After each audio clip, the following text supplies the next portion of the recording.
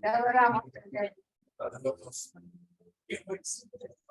Gracias, Señor, por esta tarde. Gracias por estar en tu casa de oración. Den un aplauso, Señor. Den un aplauso con fuerza. Que le duelan las manos. Que le duelan las manos, los besos, la mesa de la familiar. Gracias al Señor. Gracias porque estamos en su presencia. Gracias porque nos permitió llegar y estar acá con nosotros, con ustedes. Estamos felices por un día más de vida, ¿cierto? Porque además llegamos, estamos con ganas de recibir la palabra de Dios. Porque sabemos que cuando uno viene a la casa del Señor, siempre Dios nos habla, siempre nos dice algo. El otro día, el miércoles, había un hermano que después de escuchar la palabra decía, entonces Dios me habló a mí. Todo era para él. Porque en realidad nosotros no sabemos lo que pasa, pero Dios sí. Nosotros no sabemos lo que nos preocupa, pero Dios sí. Ahora te voy a pedir, Juancito, una música de fondo, así, instrumental de fondo. Bienvenidos a los que se están conectando a través del Facebook, bienvenidos a los que se están conectando a través del Instagram. Hoy usamos las redes sociales, son importantes. ¿Cuántos me reciben a la mañana el devocional? El devocional es para que uno en el celular lo reciba 2 minutos. Tengo el objetivo de que no dure más de 3 minutos y con eso poder empezar el día diferente. Empezar el día con la presencia del Señor. Ustedes saben que el Salmo 91 dice el que mora bajo la sombra del Omnipotente. Yo quiero, Juan, que lo pongas el Salmo. Vamos a leer solamente el verso porque quiero tomar una sola palabra de ese verso como está acá, quiero que lo vean. El que habita el abrigo del Altísimo morará bajo la sombra del Omnipotente. El que habita el abrigo del Altísimo morará bajo la sombra del Omnipotente. Cuando hablamos de sombra, hablamos de cobertura, hablamos de algo que si hay sombra, cuando hace calor, ¿qué pasa? Hay sombra y uno está buscando una sombra. Uno está buscando un lugar donde en la sombra uno descansa. Porque viene como fatigado, cansado, uno está esperando un lugar y está esperando la sombra. La promesa de Dios es que cuando nosotros estamos en Él, viviendo, vamos a vivir, habitando con Él, vamos a estar siempre bajo su sombra. O sea, siempre bajo su cuidado. Entonces, yo quiero hoy hablar de un tema y de un hombre que sin darse cuenta salió de la sombra del Omnipotente. Porque cuando nosotros, mire, la Biblia no es un libro para estudiar de memoria, la Biblia es un libro para aprender. En la Biblia hay características de Dios, en la Biblia hay hombres y mujeres que vivieron como nosotros, se equivocaron, aprendieron, pero siempre Dios nos enseña cuál es el mejor camino. Porque el propósito de Él no es que nosotros vivamos de error en error. El propósito de Él es que nosotros aprendamos a vivir con Él y en cada error o en cada caída lo busquemos a Él para levantarnos. Y evitemos las caídas, evitemos los golpes, sino que seamos sabios en tomar las mejores decisiones. Primera de Reyes, capítulo 19, verso 1. Les voy a contar, antes de esto, antes que lo que voy a leer ahora, el profeta Elías hizo algo. Este profeta estaba en una ciudad en donde había muchísimos brujos. Entonces él hizo como un desafío. ¿Cuál era la mayor la mayor prueba que podían hacer eso? ¿Y cuál es la que podía hacer él? Entonces, pusieron así como una fogata y ellos hicieron lo propio y él, a lo de él, a la fogata de él, lo único que le hizo que le echen agua, que estuviera bien mojado, o sea, imposible que pudiera prenderse. Entonces oró y en su oración cayó el fuego y se prendió. Entonces, ahí ya estaba la manifestación. Él, digamos que había manifestado que el Dios al cual él servía era el verdadero. Ahora, ¿qué pasó después? Cuando mataron a todos. Entonces los mataron a todos y Isabel, que era la reina del lugar, cuando se enteró, dijo, le mandó un mensajero a Elías. Había pasado eso. Y escuche qué es lo que le dice el mensajero. El mensajero era acá.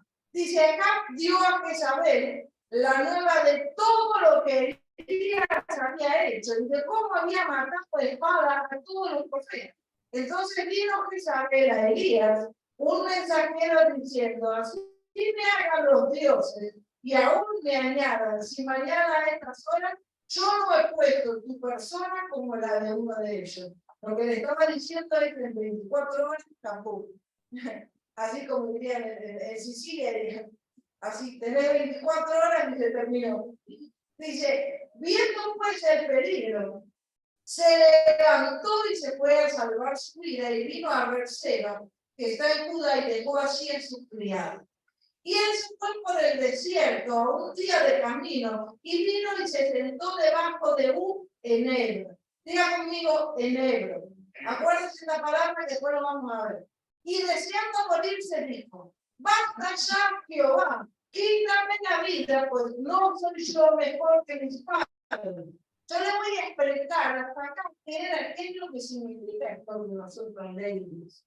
Como primera medida, usted tiene que saber que cuando el profeta cuando uno está bajo la sombra del Omnipotente, uno sabe que no está solo. En nuestras batallas, en nuestras peleas, no son peleas carnales, son peleas y batallas espirituales.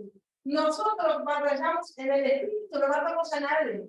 Ahora, el profeta había hecho lo que tenía que hacer, pero a él se le ocurrió mandar a matar a la persona. No tenía autorización para hacer eso. Entonces, ¿qué pasó? Cuando vino, fíjense, alguien que acababa de ejercer la fuerza con 400 personas, cuando escuché, dijo, te quedan 24 horas, porque en 24 horas te voy a pasar como eso. Le agarró miedo.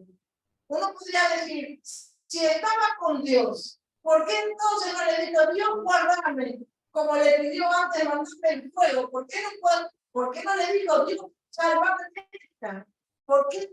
Porque eso que había hecho, Dios no lo había mandado. Así que él en un momento, siendo un profeta de Dios, en un momento él tomó una decisión que lo sacó de la sombra del Omnipotente. Entonces, fíjense quién sale de ahí.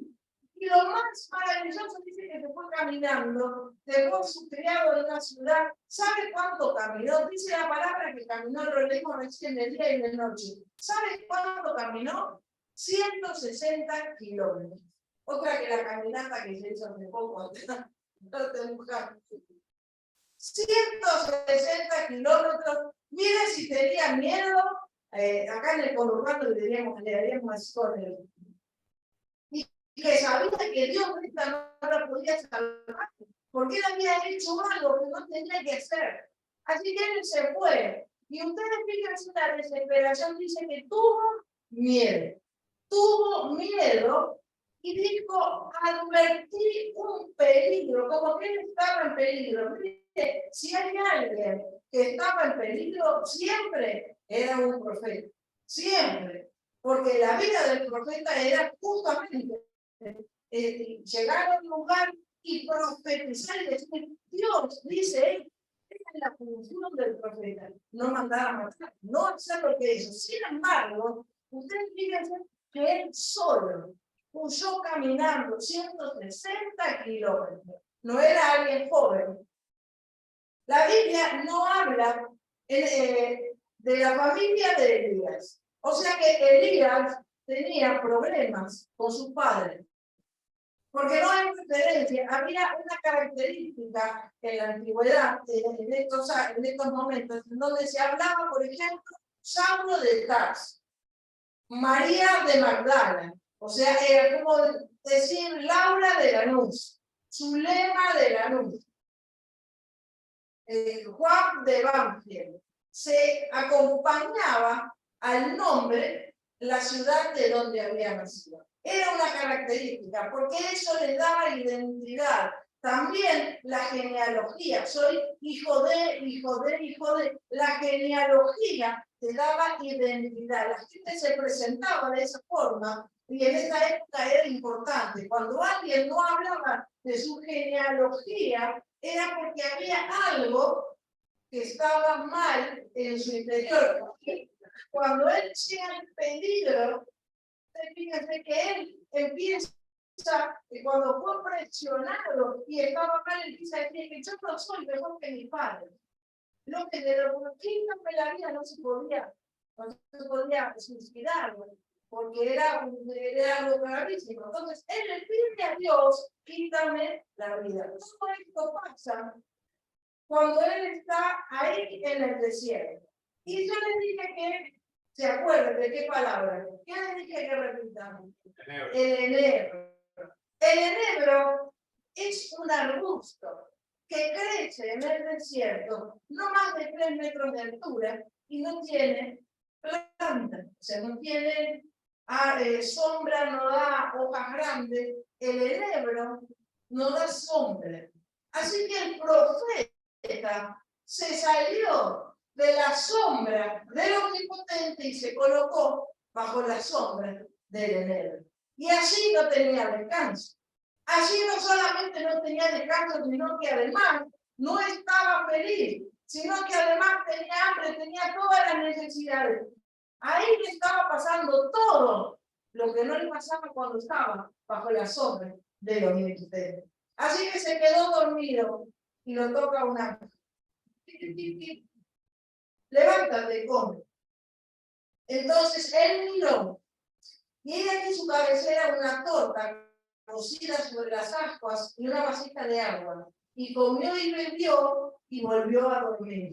Cuando uno está extenuado, cuando uno no tiene fuerza, ¿usted no le pasó que alguna vez, bueno, a mí sí me pasó, que tuve que operarme, estar internada y cuando uno come se cansa?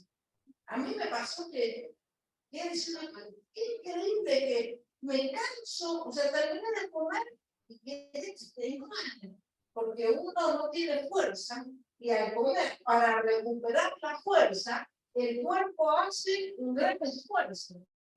O sea que vino un ángel, lo toca y le dice comer y toma.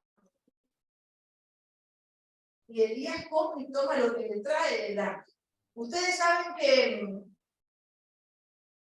en la cueva, en el lugar donde pasó todo esto, el ángel, quizás usted piensa que vino un ángel de los que salen con alas y vienen volando, pero puede ser una persona, porque Dios envía ángeles y nosotros decimos que son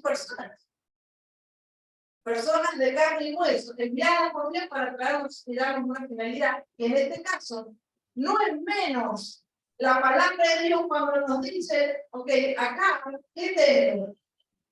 Toma, para comer y para beber. Él no lo había pedido, así que comió y bebió. ¿Y qué pasó después? Se quedó dormido. Entonces él estaba allí dormido con la sombra del enebro. Y entonces, volviendo el ángel de Jehová por segunda vez, lo vuelve a tocar diciendo, levántate y corre, porque el largo camino te resta.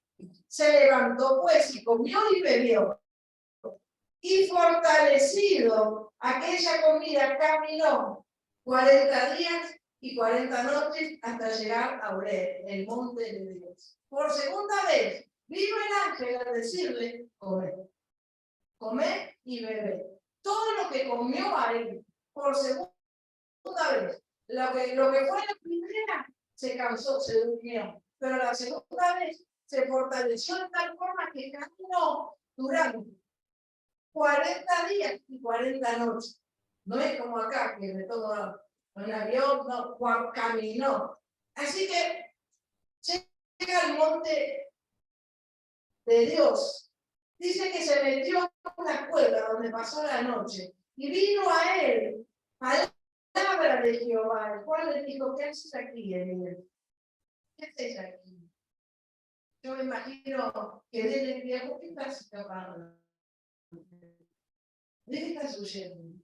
Como si Dios no lo supiera. ¿Pero qué haces acá, Elías? Y él le respondió, he sentido un vivo celo por Jehová, Dios de los ejércitos, porque los hijos de Israel han dejado tu pacto, han derribado tus altares y han matado a espada a tus profetas, y solo yo he quedado. Y me buscan para quitarme la vida. Y él le dijo, sal fuera y ponte en el monte delante de Jehová. Y he aquí que pasaba, y un grande y poderoso viento que rompía los montes y quebraba las peñas delante de Jehová. Pero Jehová no estaba en el viento. Y detrás del viento un terremoto. Pero Jehová no estaba en el terremoto. Y tras el terremoto un fuego. Pero Jehová no estaba en el fuego. Y tras el fuego, un silbido apacible y delicado. ¿Se imaginan, no? Sí. Una brisa suavecita. Y cuando lo oyó Elías, cubrió su rostro con su manto y salió y se puso a la puerta de la cueva. Y he aquí que vino a él una voz diciendo, ¿qué haces aquí, Elías? Y él respondió, he sentido un vivo celo por Jehová, Dios de los ejércitos, porque los hijos de Israel han dejado tu pacto, han derribado tus altares y han matado a espada a tus profetas. Y yo solo he quedado y me buscan para quitarme la vida. Y le dijo Jehová, escuche que esto es maravilloso, ven y vuélvete por tu camino, por el desierto de Damasco. Y llegarás y ungirás a Hazael por rey de Siria.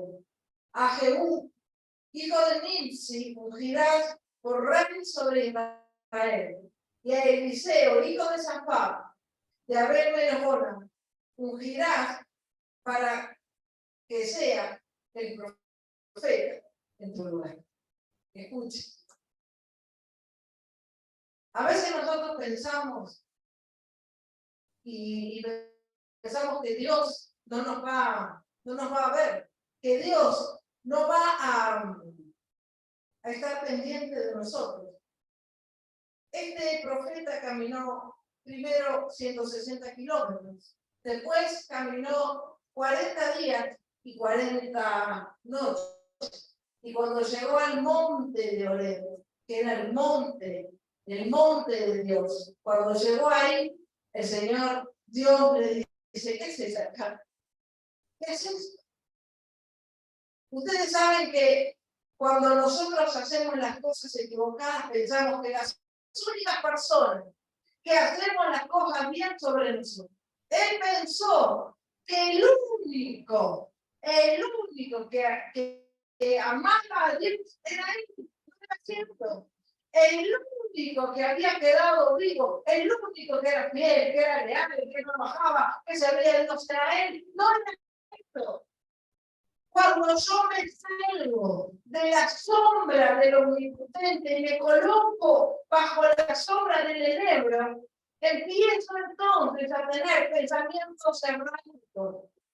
Su temor, su error, viene de todos podemos equivocar, de hecho todos nos equivocamos, no es que nos podemos, todos nos equivocamos, pero lo más valioso es aprender, poder decir, ok, me equivoqué. Ahora, fíjense que Dios estuvo esperando. Primero esperó cuando en los 160 kilómetros que caminó, cuando le fue el ángel que lo tocó y le dijo que cuando fue el ángel, ahí él estaba empecinado. Estaba en la vida porque soy mejor que mi padre. Le vuelve a dar de comer. Lo vuelve a tocar después de caminar 40 días y 40 noches. Y nosotros cuando estamos con pensamientos hermanos, ¿qué hacemos? Nos aprendemos de memoria.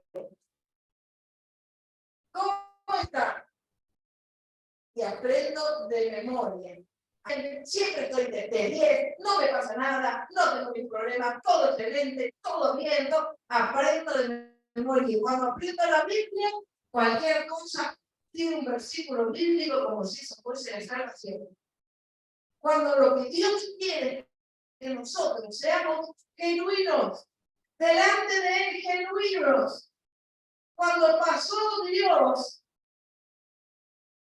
y le dijo, ¿qué haces acá, Elías? Tenés que estar haciendo lo que yo te mando a hacer, tenés que estar sirviéndome, tenés que estar trabajando. ¿Qué haces escapando? Ahora, si nosotros servimos al Dios vivo, aún en el error de decir, ay Señor, metí la pata. Ay Señor, no sé qué hice, pero lo único que sé y que te pido es que ayúdame y sacame de esto. No era más fácil. No era más fácil decirle, Dios, ayúdame que me quiere matar. Guardarme, buscar formas, sanarme, hacer invisible, cualquier cosa, cualquier milagro así, pero por favor, salvame de esto. No era más fácil. Pero sin embargo, la obstinación de creer que el único era Él, la obstinación del error nos lleva a vivir procesos dolorosos solamente para nosotros. Solamente para nosotros. Y hay gente que dice que ay, se acostumbra tanto, dice que es voluntad de Dios. No es voluntad de Dios. Ni que suframos, ni que estemos mal, ni que estemos empobrecidos. No es voluntad de Dios que seamos enfermos, que estemos mal. No es voluntad de Dios que nosotros nos sintamos mal. No es voluntad de Dios que sintamos que Él no se ocupa de nosotros. No es voluntad de Él. La voluntad de Dios es que nosotros, en el servicio, en su presencia encontremos descanso.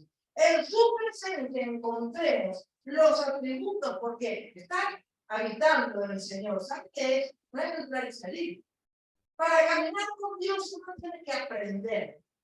No aprende de un día para el otro. No, gente que vengo a la iglesia, gente que escucho la palabra, aprendo, porque Dios me va enseñando que algo yo puedo hacer para estar mejor, para recuperar mi salud, porque es una promesa. Algo nuevo puedo hacer, que no lo sabía antes, porque antes no vivía con Dios. Ahora que vivo con Dios, tengo que aprender. Y es maravilloso porque todos los días voy aprendiendo algo nuevo y mi vida va siendo transformada. Entonces, ¿qué tengo que pedir a Dios? A enseñarme a entrar y enseñarme a salir. Esa fue la oración que hizo Salomón. Dios, enséñame a entrar y a salir. Y él había vivido siempre en un palacio, pero como príncipe, ahora él iba a ser rey, ahora él tenía que mandar, ahora él tenía la responsabilidad. Entonces digo, tengo que aprender a moverme de esta forma, tengo que aprender que hay un nuevo tiempo. A ver, hay un nuevo tiempo, entonces hay cosas nuevas que Dios quiere enseñarme y cosas nuevas que Él me va a mandar. Cuando aprendo de memoria, digo latiguillo. Es que me agarró como un celo de Dios. Entonces Dios le dijo, te volverás. Te fuiste escapándote, te volvés. ¿Se imaginan? 40 días de vuelta, 40 noches de vuelta, más los 160 kilómetros que tardó un día, Así que esta costó bastante ejercicio físico, bastante desgaste físico, pero lo más valioso que le valió esto fue el haber sido reemplazado. Porque si él no pudo tener, por alguna razón, se salió de la sombra y no pudo volver a entrar. Hay gente que cree que Dios es una persona, o que es un psicólogo, que uno viene y le dice, no, todo lo que yo descargo en la presencia de Dios, todo lo que hablo con Dios, Él lo tiene en cuenta. Él lo tiene en cuenta. Me pudo haber pasado un montón de cosas malas, pero Dios busca la forma de que a partir de que yo estoy con Él, me empiezan a pasar cosas buenas. Ahora Él quiere que yo le crea a Él. Él quiere renovar mi fe. Él quiere que yo le crea a Él. No le crea a otras personas. No crean lo que yo aprendí. Miren, nosotros, a una edad ya se jubiló, ya está, bueno, ya descanse y espera el momento de él. Pero Dios nos ve diferente. Porque Dios dice, ok, te jubilaste, ahora con esa jubilación que cobras, vas a poder vivir todo el mes. ¿Sí o no? Vas a ver, ¿verdad? Acá en Argentina medio raro, acá en Argentina medio raro, porque hoy los jubilados se jubilan y siguen trabajando. Pero en eso es donde Dios también se glorifica a nosotros. Porque ahora ya criamos unos hijos tan grandes, ahora ya es otra etapa. Y en esa etapa también tengo que florecer. El propósito de Dios es que florezca. El propósito de Dios en esta etapa que me fuerzan ya renovar. Va a llegar un momento, hoy he escuchado a la pastora que decía, nacimos para morir, de verdad. Desde que nacimos hay una sola cosa que tenemos garantizada, un día vamos a morir. Y la gente se preocupa porque dice que tengo miedo a morir, no porque te dan miedo, el punto es que sé que algún día va a llegar, pero cómo llega, o cómo lo transito hasta que llega, es de eso de lo que tengo que preocuparme. De dejar todas las cuentas claras conmigo, primero las cuentas claras con Dios, después las cuentas claras conmigo mismo, para no tener que decir, no,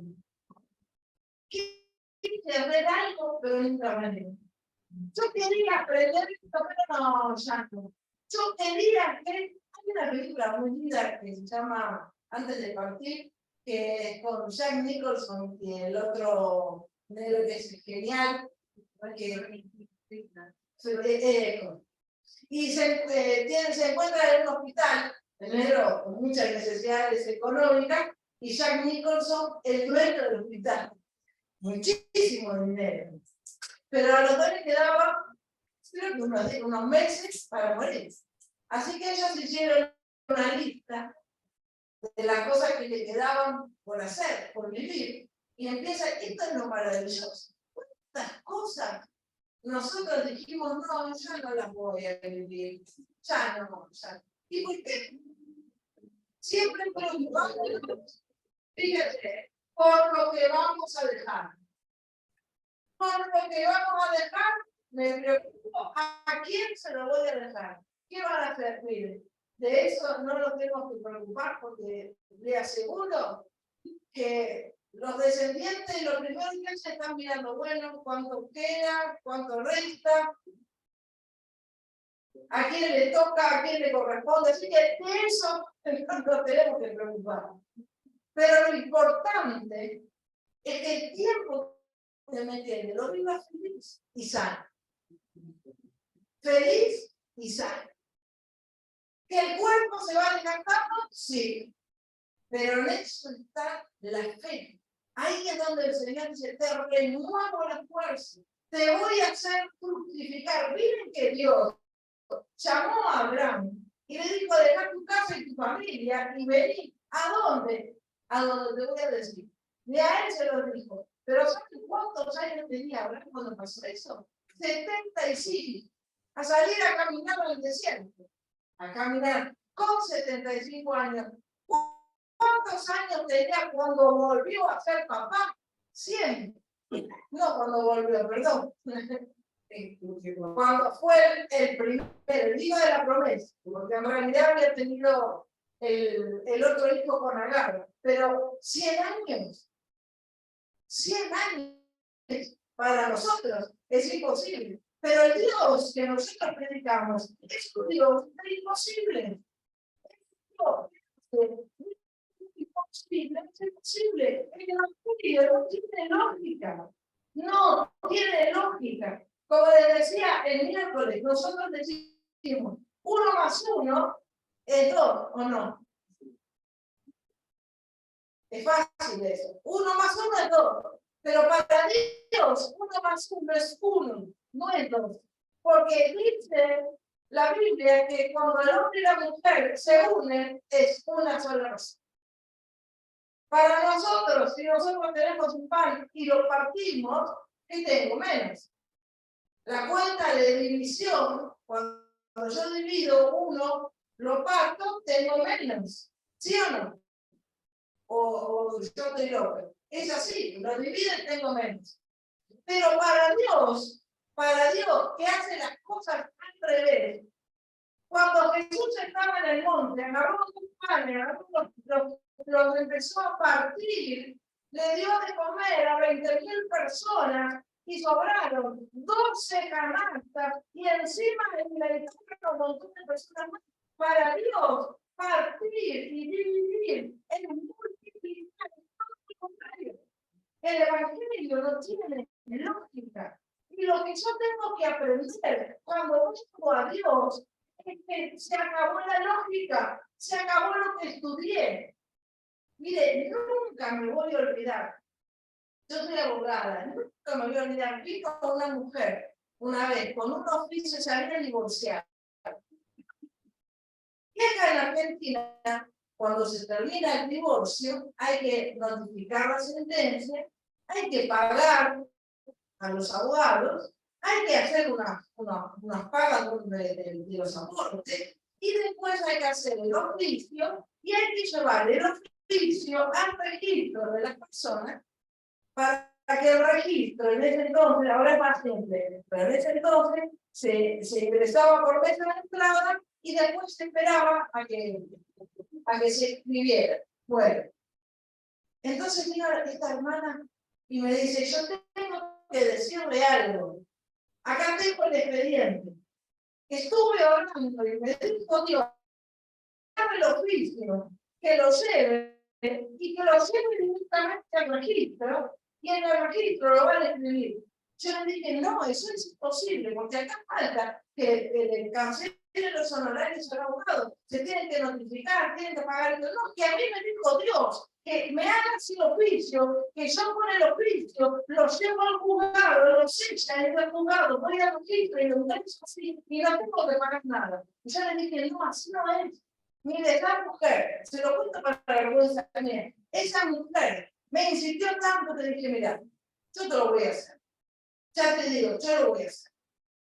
Pero si te va mal, no digas que yo no te aviso.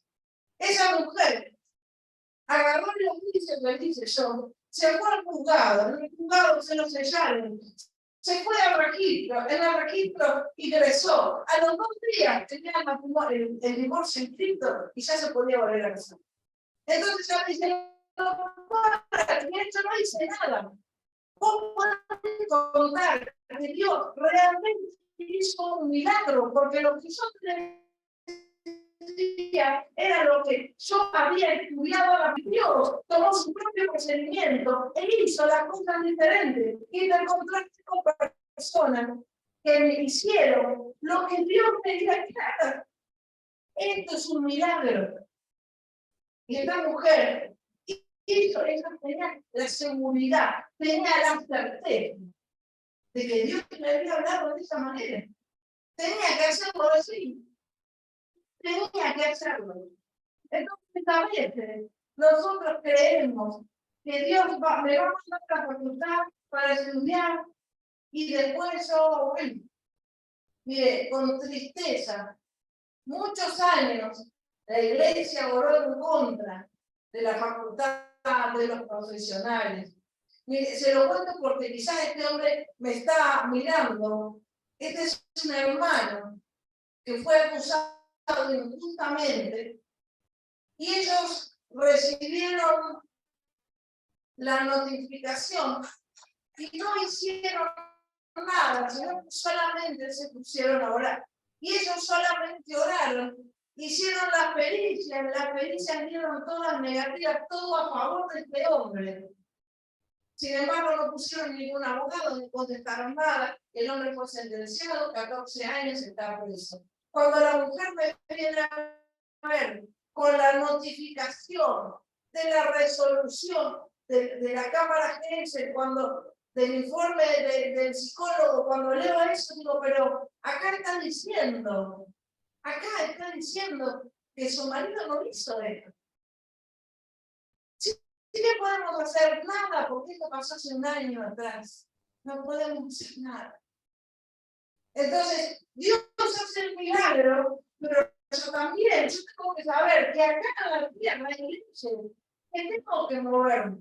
El milagro que Dios me está haciendo, bueno, este hombre se convirtió, Señor, bueno, pero ¿quién le quita el tener que estar tantos años privado de su libertad, sabiendo él y la justicia? Porque estaba ahí determinado, estaba escrito que él no había sido. Entonces, hay cosas que nosotros tenemos que pedirle a Dios, pero hay otras que tenemos que hacer. Las cosas que tenemos que hacer nosotros es creerle a Dios en lo ilógico. Dios hace algo, tener esa certeza, como vio esta mujer, que me habló con seguridad, con certeza, pero era en ese momento.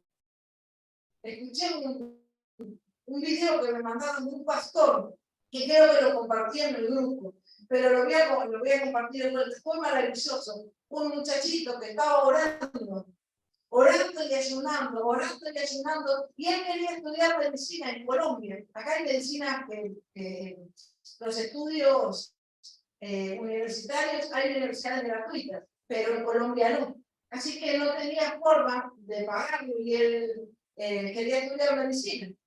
Entonces él se puso a orar y a ayunar y escuchó en un momento una voz, la voz de Dios que le dice que se vaya a anotar, que la carrera estaba paga, que Dios la iba a pagar. Así que ese muchacho consulta con el pastor y le dice, Dios me dijo esto, ¿qué hago? Bueno, pues si Dios te lo dijo, anda.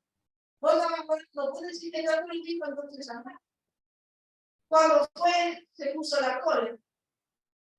Estaba ahí esperando y la forma de inscripción, ahí es con el pago de la matrícula. Entonces, cuando lo van a entender, le preguntan y le dice, traigo la documentación, el pago de la matrícula. Yo soy cristiano y estaba orando y Dios me dijo que venga a anotarme, que me va a pagar él. Entonces yo no, me lo dijo Dios y eso que está hablando, entra el jefe de la CNA que lo está atendiendo. Entra y le dice, mira, trae unos documentos, y dice, ya voy. Y dice el muchacho, entonces él le dice que él es cristiano, él dice que estaba orando y que Dios le dijo que se venga a matricular, que Dios le dijo que él iba a pagar la carrera. Entonces el hombre le dijo, yo no dejo, tranquila, yo lo termino de aprender. Lo hace pasar a su oficina, lo hace sentar y le dice, contame, ¿qué es lo que pasó?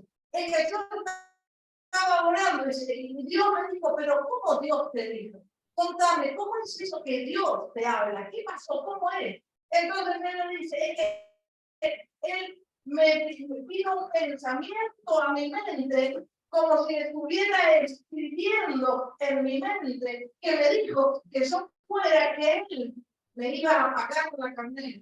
Entonces cuando llegué, el hombre le dice, el rector de la universidad le dice, entonces fue Dios el que me habló hoy a la mañana y me dijo que te pagara la carrera, que yo pagara la carrera. Entonces fue Dios el que me habló. Ese hombre que no era cristiano había recibido la voz de Dios, pero no sabía porque no sabía escucharla. Ahora lo entendió y fue y me dijo a la empleada, yo pago la carrera de este. Ahora, estas son cosas maravillosas. Nadie puede decirte qué es lo que Dios quiere hacer, porque Dios quiere hacer algo maravilloso. Pero cuando uno tiene la convicción, cuando uno tiene la seguridad, cuando uno tiene seguridad, dice, me dijo Dios que me venga a notar por ti. Anda. Porque nosotros somos, Dios hace el milagro, pero nosotros somos los hacedores del milagro. No hace falta que Dios, mire, volviendo al texto que estábamos hablando, si Dios quería hablar con el profeta, le hubiese salido al encuentro cuando salió en los primeros 160 kilómetros de caminar. ¿Por qué Dios no le salió al encuentro y le dijo, niña, ¿para qué te vas? Mi madre no va a llegar y le van a dar vuelta. No te escapes, no tienes que escaparte. Porque él lo dejó el proceso. Esa era la elección de Dios. Voy a pasar por todo eso, porque yo me lo merezco. Yo me merezco caminar, sufrir, que me duelan los pies, estar solo, tener hambre, tener frío. Yo me merezco todo esto. Entonces salgo a caminar, porque nadie me va a poder perdonar, porque yo soy la única persona que hace todas las cosas bien en el Señor. Esta fue la elección de él. Llegó y le dijo, volver. Así que si te dolían los pies por hacer lo que no tenía que hacer, volverte de vuelta. Pero tenés que hacer esto, y de paso, ya te digo, anda a buscar el deseo y ungirlo, porque va a ser el que te reemplace. Dios quiere que nosotros vivamos con Él y en Él, en un corazón dispuesto a decirle, Dios, no sé, no puedo, con esto no puedo. Señor, no sé, me duele, me siento mal.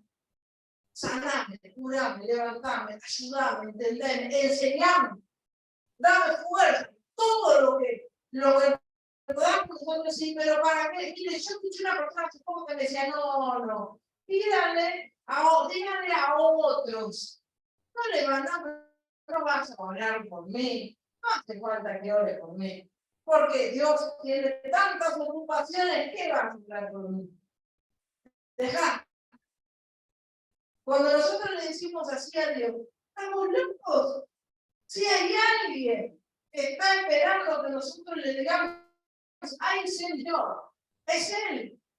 Porque cuando nosotros le decimos hacer, ¿sabe qué dice Dios? Mire que Jesús, cuando estaba toda la gente reunida en el monte, hacía 3 días que la gente estaba reunida con el monte, 3 días. Había más de 20.000 personas. Estaban ahí las familias enteras. Jesús se paró a mirar. Después de 3 días, se paró a mirar. Los observó y vio a todas esas personas enfermas, personas tristes, personas angustiadas, personas que tuvieran muchos problemas económicos, algunos buenos, algunos sabiendo, otros no. Jesús observó a todos los que estaban ahí sentados escuchándolo. Después se sentó él y ¿saben qué hizo? ¿Cuál fue la primera palabra que dijo? Fue bienaventurado. La gente no estaba ahí porque era su mejor momento. La gente estaba ahí porque estaba en su peor momento. La gente lo seguía para buscar un cambio. La gente lo seguía porque encontraba paz. La gente lo seguía porque estaba atravesando su peor momento. Y en ese peor momento Jesús le dice, bienaventurado, que significa felices, gozosos, dichosos. Porque cuando la gente pasa por eso, recién ahí nosotros elevamos nuestra vista al cielo. Y le decimos, Señor, ayuda. Señor, necesito de vos. Y eso es lo que Dios quiere que nosotros le digamos. Señor, necesito de vos. En esto no puedo. En esto no puedo. Por eso es que nosotros tenemos que venir cuando venimos a la casa de Dios, ¿sabes qué? Venimos a llenarnos de lo que Dios quiere darme nuevo. Por eso es que nosotros cantamos y ponemos acá las letras, para que cante, para que lea, para que les haga como les haga, para que aplauda, para que se ponga en pie, porque con todo eso se va olvidando de lo que venía trayendo como preocupación. Se va olvidando y va hablando otras cosas. ¿Qué digo cuando canto? Dios, Jesús, te amo. ¿Qué digo? Tengo un nuevo amor. ¿Qué digo? Pongo la música del cielo, que estoy cambiando las palabras que yo tenía antes y usando palabras nuevas, palabras de bendición. ¿Qué estoy haciendo? Aprendiendo un nuevo vocabulario. Un vocabulario ahora que me va a conectar directamente con el corazón de Dios. Así que en esta tarde vamos a orar para que sea Dios el que vuelva a renovar nuestra mente, que todo pensamiento arcaico, pensamiento de enfermedad, pensamiento de no puedo, toda debilidad, todo tiempo pasado quede atrás. Vamos a ponernos de pie. Yo lo voy a invitar a que se pongan de pie para que se estiren un poco, para que le pidan a Dios. Cierre sus ojos, levante su mano al cielo. Así donde están los ojos cerrados, conéctese con Dios. No mire alrededor, no vea nada. Solamente de lo que Dios quiere hacer en su vida. Cada Dios otra conferencia.